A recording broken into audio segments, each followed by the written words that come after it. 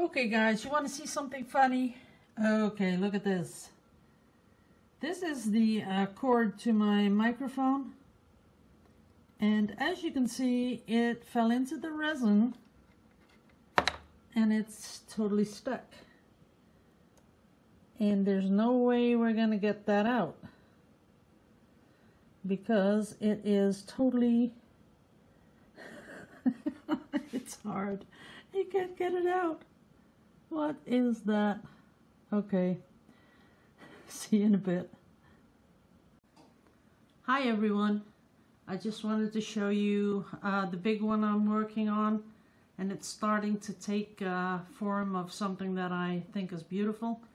What I've done is a lot of background painting with a lot of structure in it, as you can see, and right now I am starting to put on the gold leaf, as you can see. And of course it's going to be the more you get to the middle of it, the more gold that's going to be on there, so it's going to spread out a little bit. So I hope you like it. See you in a bit. Okay, I'm back. That was fast. Haha. Okay guys, what I'm going to do is what I'm working on at the moment is these watercolor with, as you can see, the shiny mica, whatever. And what I've been doing is I've been making these the size of the mats that I have, as you can see here.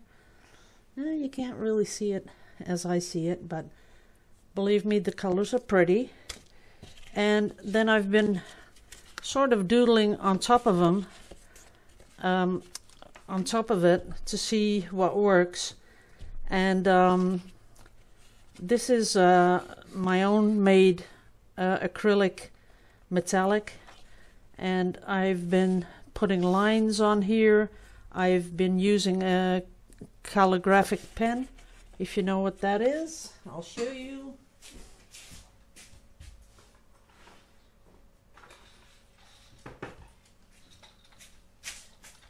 Now this is a calligraphic set where you have one of those pens and you put the nibs on, and then you put them in, well, any sort of paint, and then you can pull this really nice line. But when I do it on here, it doesn't work because, as you can see here, it starts to bleed. So I'll have to be using something else to do that. This I did with a marker. And that's this one. That's Tombow. One side is, I've shown you this before. One side is like a brush. See that? You can make really nice lines. If you first, the pressure is soft, then you do a little harder, and then you make the pressure less. You get this nice flowy line. So that's the brush side. And of course on the other side you have just the normal marker tip, just to connect things with, something like that. Now I'm gonna be and I really like the really fine lines. I really like that, and I'm sort of thinking that I might need to that's pretty good. So I'm going to be doodling on top of these, and now I'm into the doodling. Well, and then I'm going to mat them like this, so you'll see something like that. Well, not that, that is really ugly, but you know what I mean.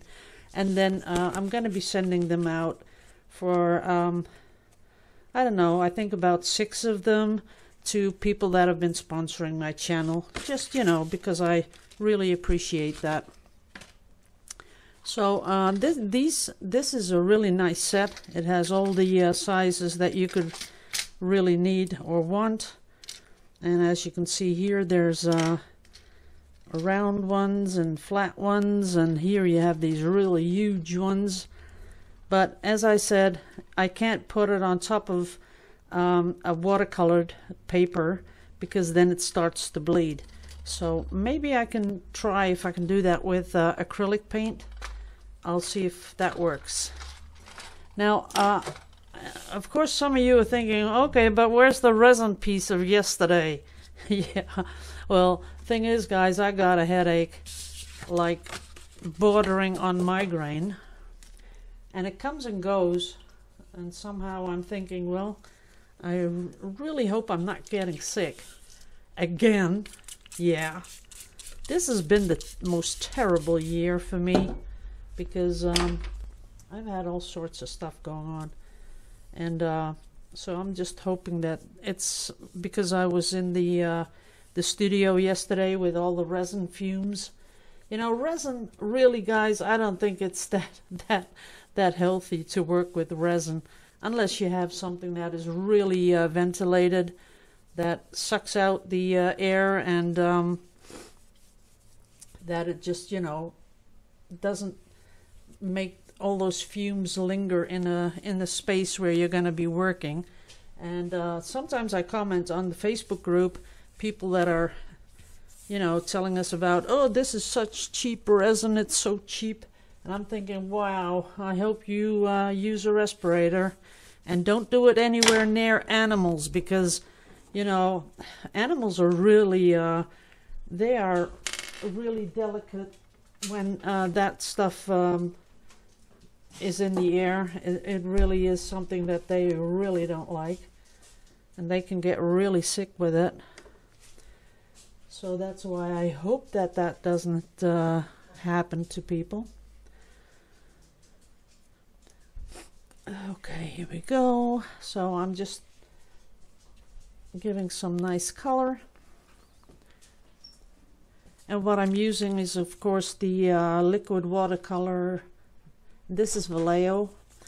I know it's not real watercolor, it's more of a dye, but I've used this a couple of times, and I even have some that was done more than a year and a half ago, and the colors really stay like they should, so that's good. You don't want to have the colors, you know, just fade away. That would be really, really a bummer. So I'm giving it a little bit more here. So I'm just going to make another background and see how that one goes. Some will be different, of course, because you can't always make the same thing. And believe it or not, but I have not videoed all day. And now I do the video, and who comes into my studio? That's my husband, who just went through. It's so amazing to me that, you know, it's like, I don't know, clockwork. Whenever I do something on the video, there he comes. So it's really strange. Okay, that's that color. Got a little bit more of this color. And then I'm going to add, of course, the nice sparkly one.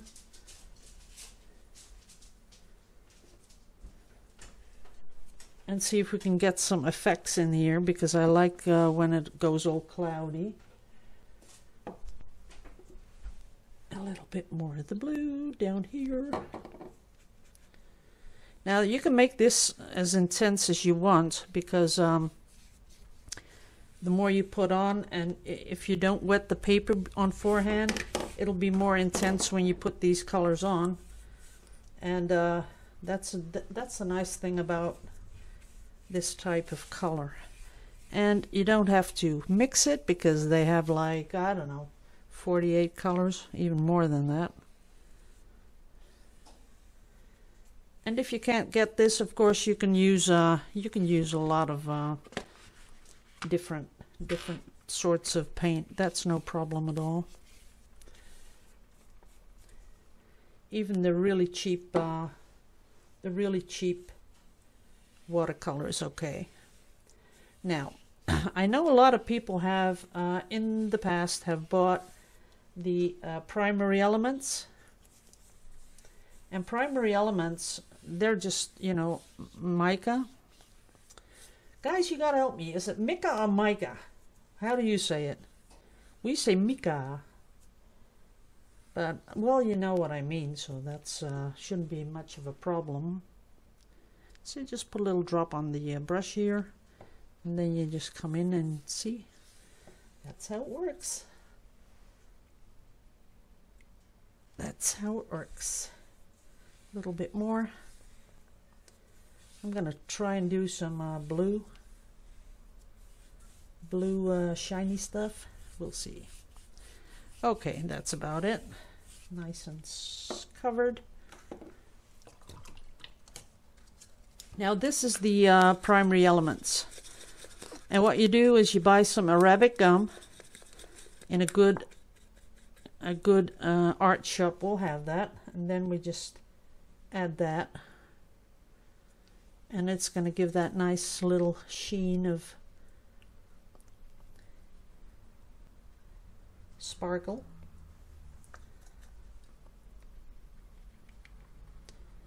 There, a little bit there, and I really, oh yeah, I've got some nice blue. We're going to do that too. Now see how that sort of bleeds into the background? I like that. That is what I'm looking for. Now this one's the blue one. Now all you do is just with a wet brush, you wet it again, and there it is. You can paint with it. And Arabic gum will dry out a little bit, like real watercolor does. And then when you put your wet brush on it, it'll just, you know, go watery again, and you can paint with it. That's the cool thing. That is really nice. I like that. A little bit more of the sparkle down here.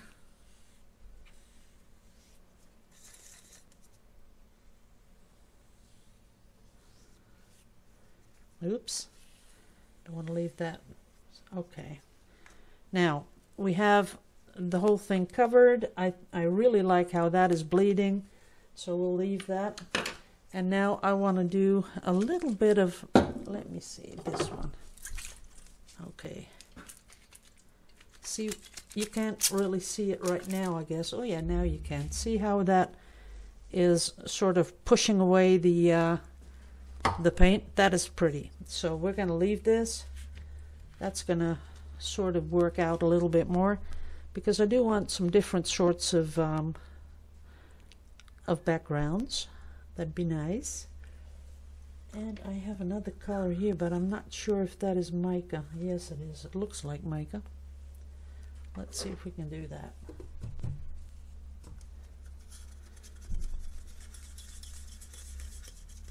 Oops.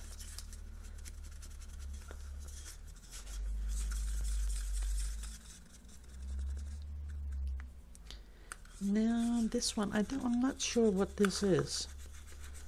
Normally it gets, it is getting green, but I would really like the color, more of the color.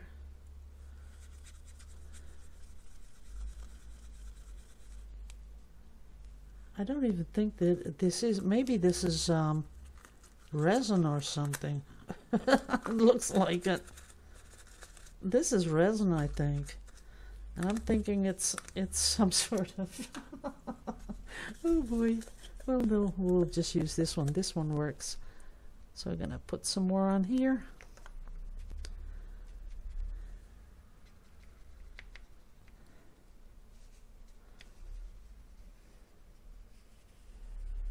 Just to get rid of some of those little star things, because that's sometimes it's just a little bit too much.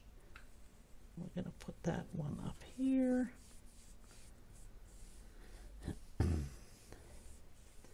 The watercolor paper I'm using right now is Montval. It is a really thick watercolor paper.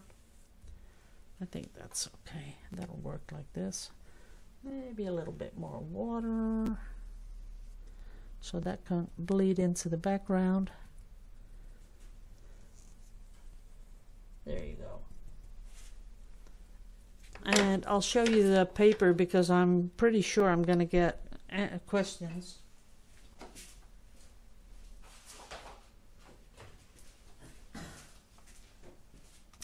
This is the watercolor paper, and you can buy this all over the world. It's the 300 grams, the square meter, or 140 pounds. That's, you know, the thickness of the paper. It's pretty thick. So these are 16 sheets. And, well, it was 12, but you get 4 free, but something like that. But it's really thick. And this really is really the best paper I know. That is, you know, not that expensive, because you have arches. I don't know if you know that. Arch paper, that is really expensive paper. That's where people like Cindy Lane, I don't know if you follow her on Instagram. She does those whale paintings. That's what she works on, but you know, that's her job. That's what she earns all her money with, so I'm pretty sure that's why she uses the really expensive paper. Okay, we're gonna let this dry, and sorry I didn't work further on the resin thing, but I thought if I did that, you know, I would really have a headache. So I'm not gonna do that. And I'm thanking you all for watching, guys. So you know that I'm still here, still doing my stuff. So thanks for watching. Love you all to pieces, and I'll see you, I think, next week. Bye-bye.